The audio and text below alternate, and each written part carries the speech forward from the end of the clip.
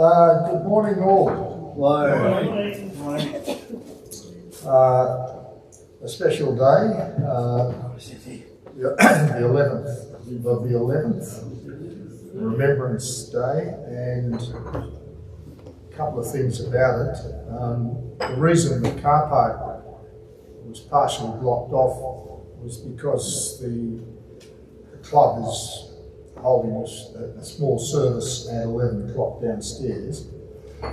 We will pause at 11 and have our own little presentation in relation to Remembrance Day, which Graeme will lead. Of course, it's also 50 years since nothing will save like Governor General. So that's been before us the last few days.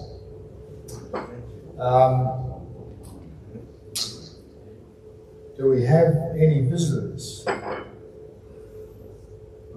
Okay. Now, birthdays. One of our members has just turned a very significant age,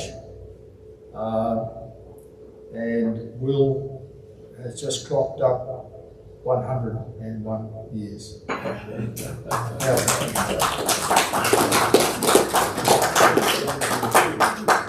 Fantastic, Will. You're a marvel. You're a marvel. You're always here. Rain, hail, and shine, and you're a very valued member of our club, and you're a great illustrator of what can be achieved, notwithstanding where you are on the clock and what other issues you might have. Yeah, David, he's been a member for about 35 to 40 years too. Okay, well, he and Reg would probably be the longest standing members And City. here today. And City, yeah. So it's good to recognise that. Now I will call the roll in the absence of our Vice President, who was enjoying the South Island of New Zealand. So that's why he's not here today. What I'm going to do is I'll call through the roll, and then I'm going to pass the roll around. As you are aware from the newsletter, our December meeting will be a joint meeting with Warringal Probus Club at their facility down at Warringal Park, and that'll be on the 15th of December at 10 a.m. Warringal very generously invited us to join with them for this Christmas meeting, and the Committee of Management was very pleased to accept that invitation. But the format of it will be each of the clubs will have a short meeting, which won't cover a lot. We won't have a guest speaker or a members' corner. The main purpose will be to get together and have some fellowship. They've got some musical items they've got in mind and a few other things, and as I understand it, a very nice morning tea. So we'd like to see as many as we can present, and they would like to have an indication from us as to how many of our members are likely to attend.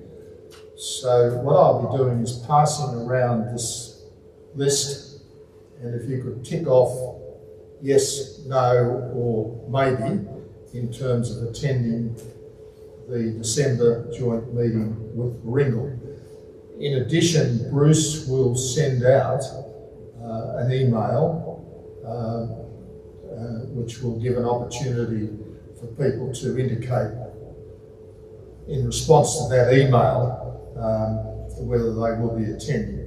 In that way, we'll be able to give Ringle some definite numbers in terms of attendance. But I think it would be great if we could get as many there as possible to join with Ringle to finish off the year, and that's the 15th of December, and they are indicating we'll run through from 10 till 1 p.m. So, I'll run through the list. Rob Adams, Peter Bedford, Noel Bentley, Bert the Berryman, Yes. Bruce Bazant, Present. Ted Greer, Present. Philip Carter, Michael Doherty. John Doherty is a apology. We've got Len Edwards down, Graham, but Len's not well, is he? No. So we'll put Len down as an apology. Robert Yerbaker, just back from Sydney town. Yeah, I'm here this time. Alan Evans, Brian Fitt, Present. Mick Francis is an apology, Noel Griffiths is an apology, Frank Henning, Yep. good to see you, Frank. Bob Hill is an apology, Detlef Hinst, Yes. Reg Jackson's here, I'm here, Jackie Jones, she's here, Joe Landsberg, Yep. Di Landsberg, Apology, she's been called away to play bowls. to play bowls on show. That's more enticing than coming to pros. It was a terrible decision. Peter McCartney, Yeah. Present. Brian McMahon, there'd be an apology. John Metcalf, Apology. Gary Pepworth, Yeah. Graeme Ratten, Yep. Bev Ratten, Present. Laurie Rose, Here. Kevin the Lion Ryan, Yeah. Will Semler, Embedded. David Taylor, Les Sterling, Present. Keith Tucker, Present. Lydia Tirasek, Yep. and Andy Walsh is an apology. So I'll pass that. Hey, McDonald. Yes. Pam McDonald, is Pam? We'll have to put you on the list, Pam, sorry. We'll pass that around, and if you could mark where you're at.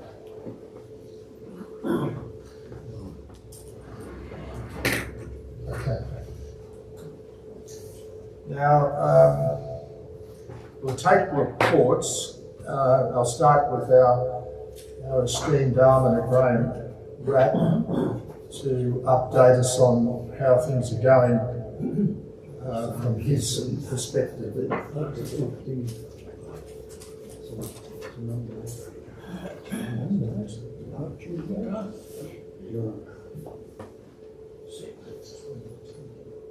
Good morning. I've just got two things to report. John Metcalf has been not a regular attender over the last months. He's been unwell with a number of issues which are now clarified and under control. I spoke to him the other day and he's celebrating the fact that they're under control by having a few days off over in Perth, so that's why he's not here today. The other thing is I spoke to Pat Griffiths recently. Now, Noel has just turned 96 last Sunday, I think, and Pat, who cares for him, is 94. So now Noel, I did tell you that Noel had been approached by the ABC to appear on the piano production which will occur next year. He had a meeting with the people, the ABC people, out at Dandenong shopping centre or somewhere like that recently, and recorded his number that he was going to play. So it's all underway, and he will be appearing on that program next year. That's all. Thank you. Thanks, Graeme, and thanks for keeping in touch with our members who unfortunately can't be with us today. So, Kevin Ryan, any money left in the bank, Kev?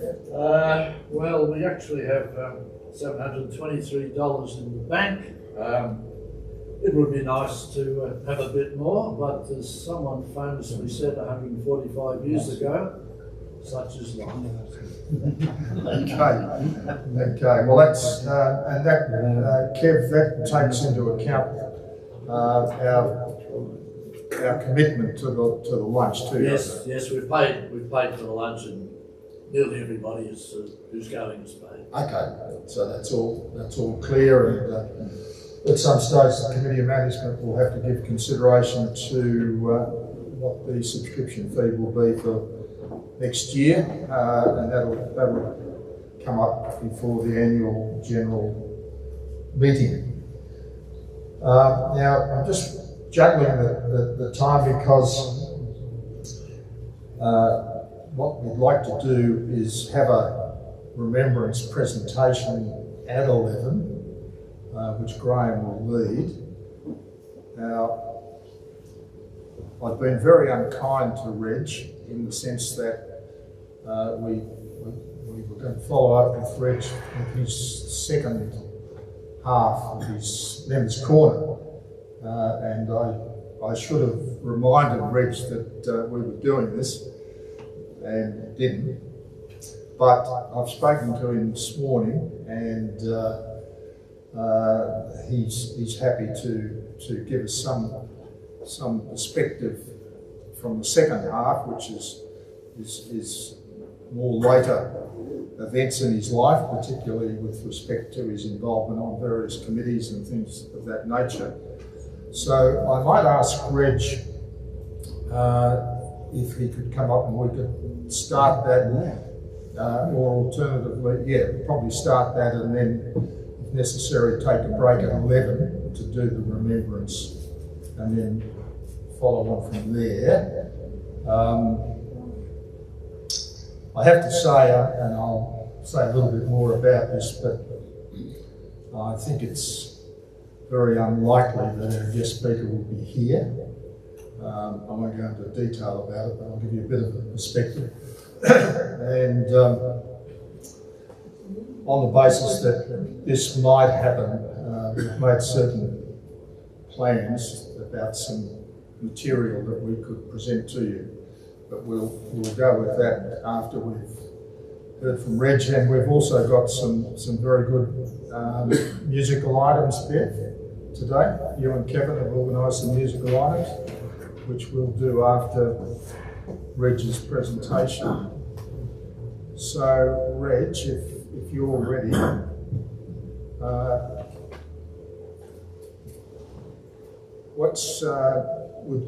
you want to work from this microphone or this one? I can shout if necessary. You're pretty good at that. I'm good at shouting. Perhaps we'll do this one. Yep. That'll be fine, won't it? We're just going to turn it on. Just turn it Just hold on. on. I've got to hit the rules too. It should be on there. Good morning.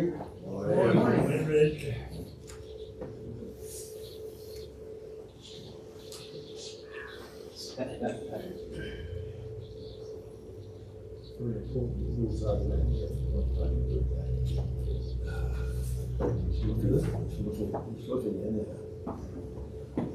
Good morning. This is Remembrance Day, but it looks as though it's Forgetfulness Day as well. I forgot that I was scheduled to do this, so that's not a bad start, isn't it? When I was put on this show before, as usual, I prepared too much material, so it was suggested that I finish off the rest of it today.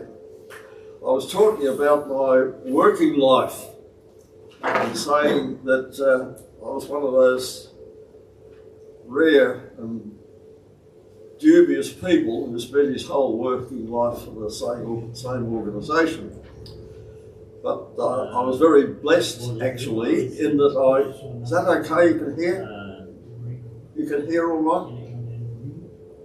Yeah. I can hear somebody talking, that's all.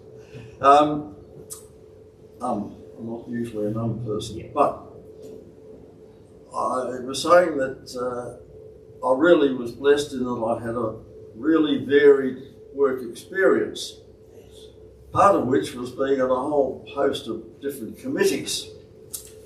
The first one that I was put onto at a relatively early age was the Mount Buffalo Management Committee. That was a very conservative organisation, largely run by the Honourable Ivan Swinburne, if anybody's heard of him. It was a political force at Senate level. And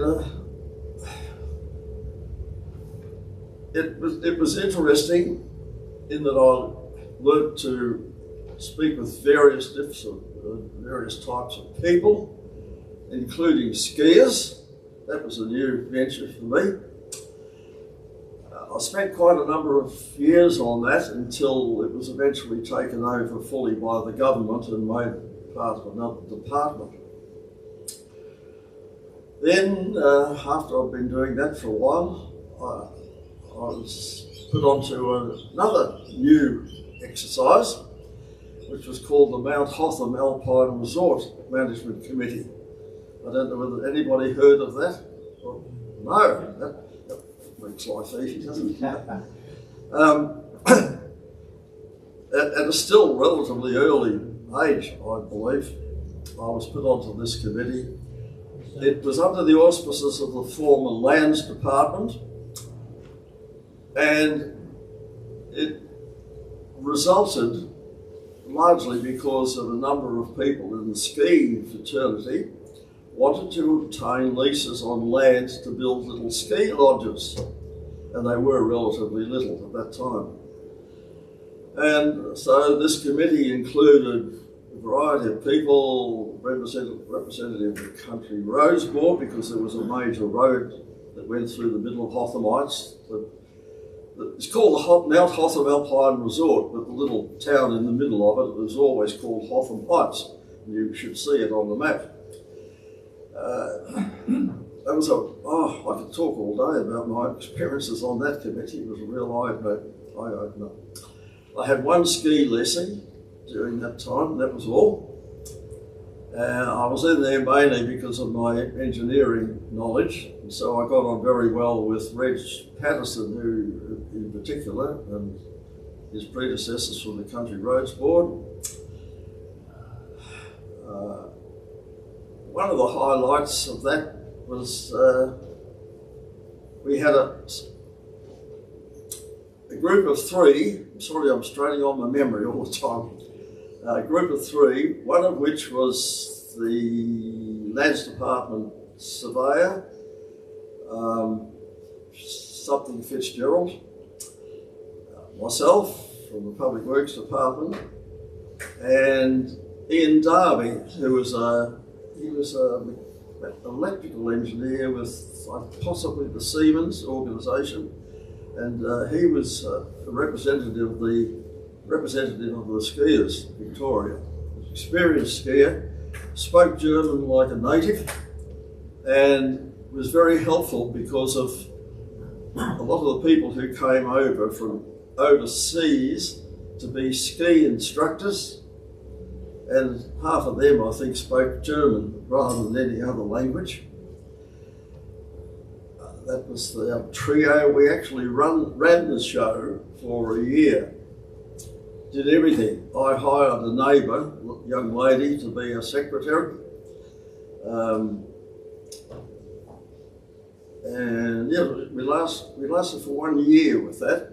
At that stage then, it was reconstituted. We still were there as a management committee, but we were under a different management structure. So one of the most exciting things that happened there was we appointed a ranger, and Jack Fitzgerald, I've got his name out correctly now, rang me one day and said, we're going to Hotham. I said, what? When? Now? He said, we're leaving now. All right, so off we went. The reason was that the chap who had been appointed as ranger had gone berserk with an axe, running around smashing people's windscreens. And that was good fun. By the time that Jack and I got there, however, because it's about a 4.5 hour trip to get up there, he'd calmed down at that stage and was very remorseful, and we sort of looked after him like a child almost, you know. And well, obviously he got the sack out of that, but we were very concerned for him as a person as well, because he obviously needed a bit of rehabilitation. In a sense, he was suffering from a thing called mountain madness. Has anybody heard of that? Well, apparently that afflicts quite a number of people who have to spend their lives up in the alpine regions. It's a term coined by the ski fraternity, no doubt. A later ranger that we had, what did I say about John?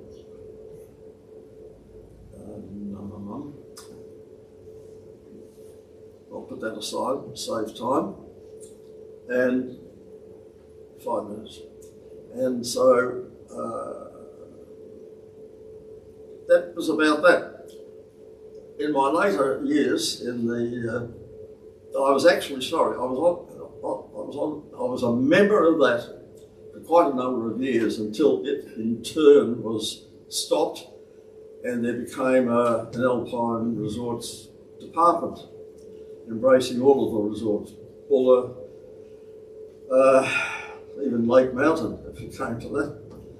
Right, now,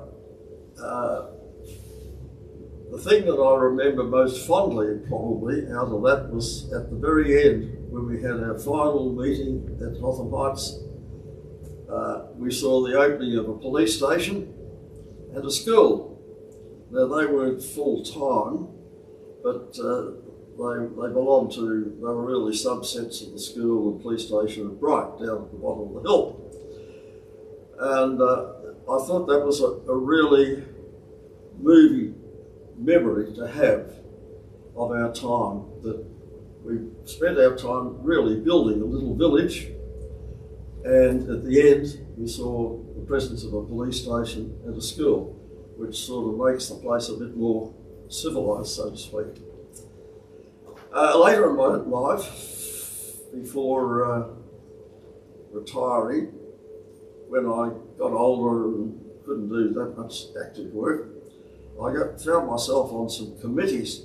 One was called a Fire Protection Committee for mental hospitals, which meant that I had to go and visit with other members of the committee every mental hospital, as they were then called, in the state. And that was an interesting exercise in itself. I remember walking through one of them. We had to go through where a lot of the residents were working, all with knives, making things. We had lots of experiences like that.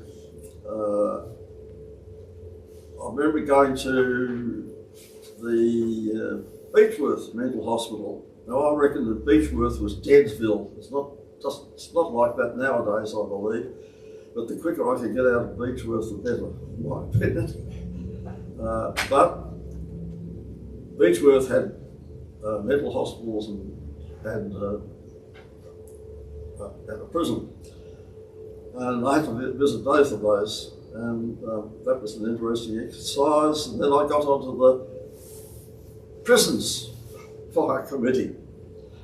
And I had to visit every prison that was around in the state with this committee. The purpose of both of those was to go over all these buildings and determine where they lacked in the question of fire safety.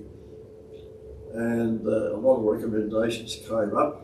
The fire brigade representative, of course, wanted to put sprinklers in every room in the building. That was their job. The rest of us had to try and hold him back a little bit. What else? Oh, then I had to write a couple of books. I ended up writing a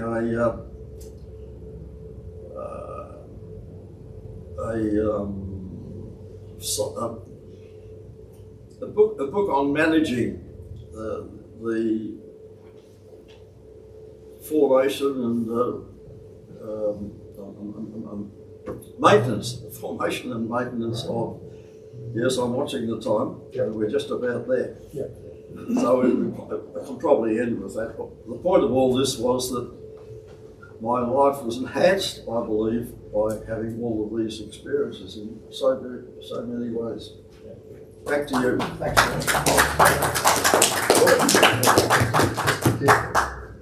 Thanks, Reg.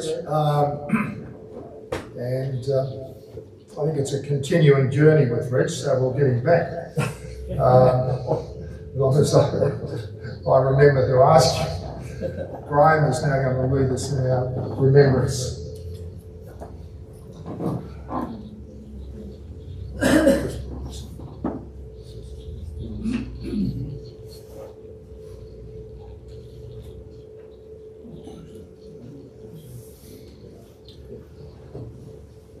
Major John McRae was a medical doctor, Canadian born, who was also the commander of an artillery unit in the First World War.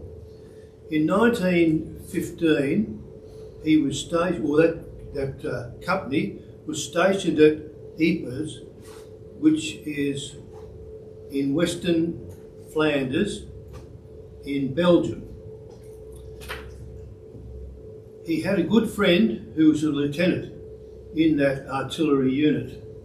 And that good friend was killed by a German shell one day. The padre, or chaplain of the unit, was not there. He was in another place doing some other service. So McRae had to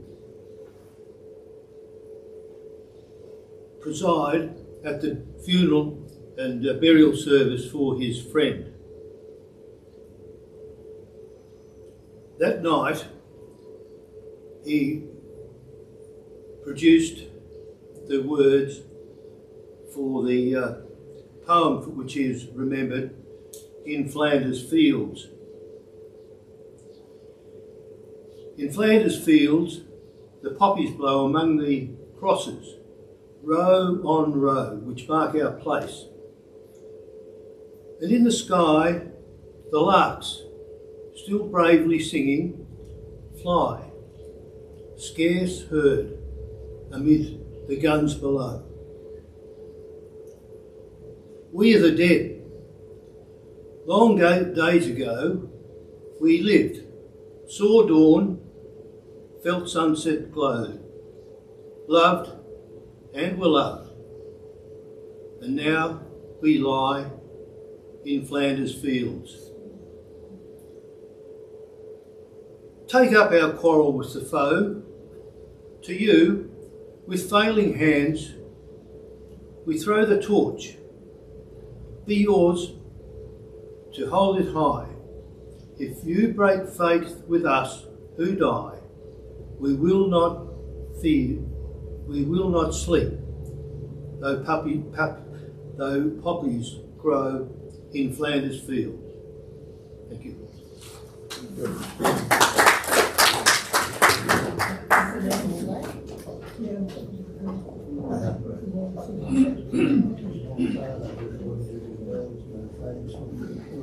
Thanks, Graeme. Now, I think Gary's got something that he also would like to present to mark this particular occasion. Thank you, David. Good morning, everybody. I'd just like to say I have got something here that I've had for quite a little while that I used to do for where I live at the units where I live. This is a story, and I'm not sure who the instigator of it is, but I'll read it out to you. On this day, and above all days, we recall all those who served in the war and who did not return, receiving the grateful thanks of the nation. Remember those who lie asleep where they were left, amid the holy scrub in the valleys of the ridges of Gallipoli, on the rock and terrace hills of Palestine, in the cemeteries of France. We remember those who lie asleep in the ground beneath the simmering haze of the Libyan desert, at Radania, Dira, Tobruk, and amid the mountain passes and the olive groves of Syria. Remember those who lie unknown resting places in almost every land, and gallant men whose grave on the unsending sea. Especially do we remember those who died as prisoners of war, remote from the homeland and from the comforting presence of kith and kin. We think of those of our women's services who gave their lives in our own and foreign lands at sea, and those who proved to be, in much more than name, the sisters of our fighting men. Recall all those who gave their lives in the British Army, in the Navy and the Air Force, in the other British domain forces. And we think of those men and women who fell when, for the second time in history, their nation and their kindred stood alone against the overwhelming might of the aggressor. We think of the men and women whose civil hours died so that the lights of freedom and humanity might continue to shine. We think of those gallant men who died in Korea, Malaysia, Borneo, Vietnam, and more recently Afghanistan and Iraq, assisting to defend the Commonwealth and other countries of the free world against common enemy. May those all rest proudly in the knowledge of their achievement, and may we and our successors in the heritage prove worthy of their sacrifice. Let us therefore once more dedicate ourselves to the ideals of which they died. So let the memory inspire us to work for the coming of the new light into the dark places of the world. We will remember them. Thank you.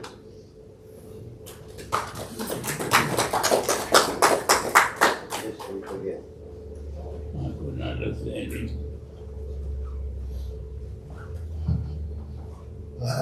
Thanks, Gary. We might have a minute's silence.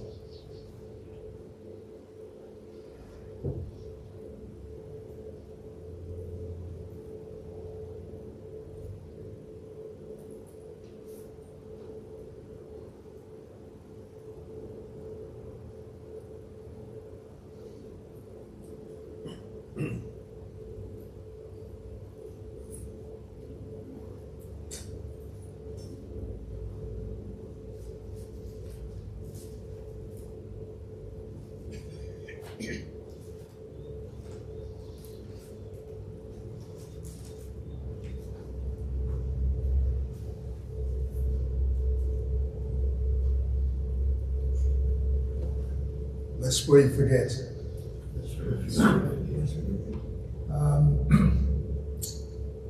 Bev and Kevin Ryan have got some musical items for us, and we'll just let them get organised. Now I've got to get Will's. Graeme, you've got Will's. I escaped with it.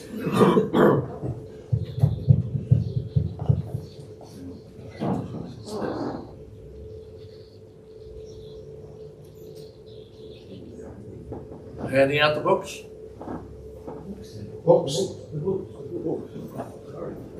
We thought it was going to be endless solo. Is that doesn't seem to be on, is it? Yeah, it's working. Doesn't seem to be. Anyway. Yeah, well, you can hear it. It's shouting.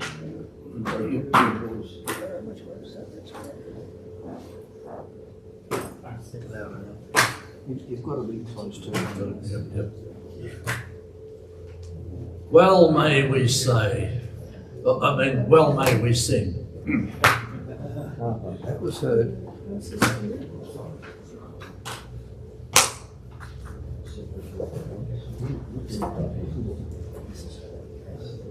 First song is going to be number 8 in the book. When You Wore a Tulip.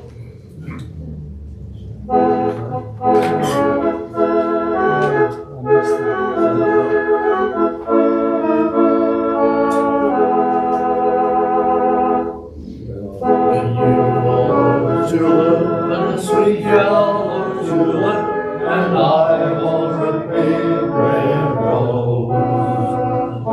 When you caress me, cause they never bless me, what a blessing no one knows.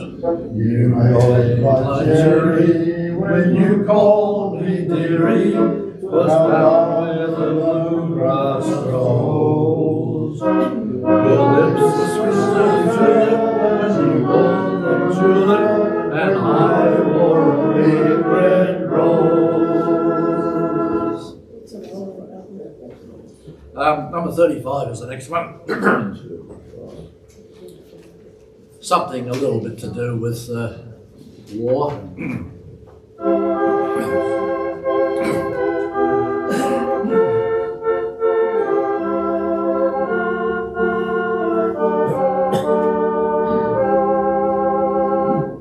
There'll be bluebirds over the white cliffs of Dover tomorrow, just you wait and see. There'll be love and laughter and peace ever after tomorrow when the world is free. The shepherd will tend his sheep, the valley will bloom again, and Jimmy will go to sleep in his own little room again. There'll be bluebirds over the white cliffs of Dover tomorrow, just you wait and see.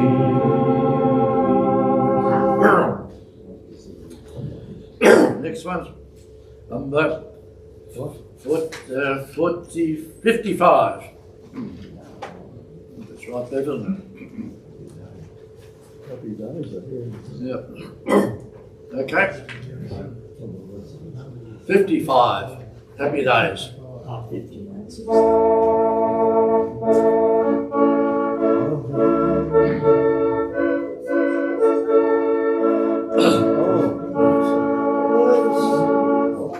Happy days are here again, the skies above are clear again. Let us sing a song of cheer again. Happy days are here again. All together shouting now, there's no one who can doubt it now. So let's tell the world about it now. Happy days are here again. Your cares and troubles are gone. There'll be no more from now on.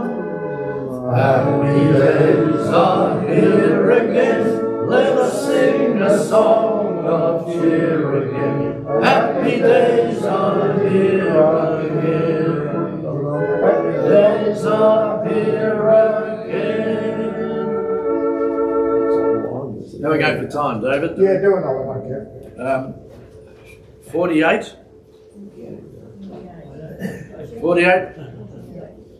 When the red robin. Yeah, when the red roll.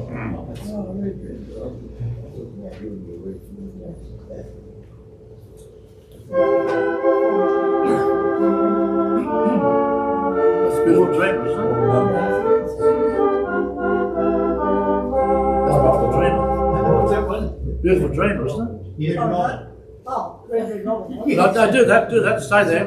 Stay there. We'll do that. 57, stay with that. 57. Beautiful dreamer. Beautiful. Beautiful dream.